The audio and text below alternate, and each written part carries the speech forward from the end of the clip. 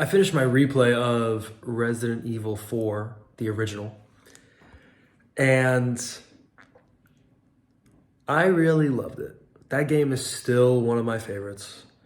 It's kind of crazy because I replayed it on professional, and that game's so hard. Like, it's really, really hard. I think my total death count was 67, which is kind of crazy. In the original difficulty, it kind of adapts to you. So if you're doing really well, it'll be hard. And if you're dying a lot, it'll ease up. But I don't know. The original Resident Evil 4, it's such a comfort game for me, you know? And I'm very appreciative of that. I want to make another video about that, but I love Resident Evil 4 so much.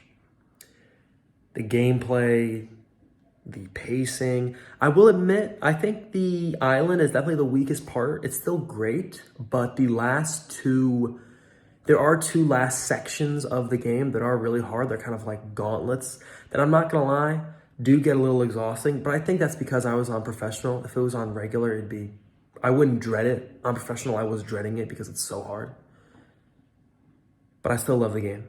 This is just one of those games where I can play it literally any day of the week. Resident Evil 4 is one of the greatest games ever.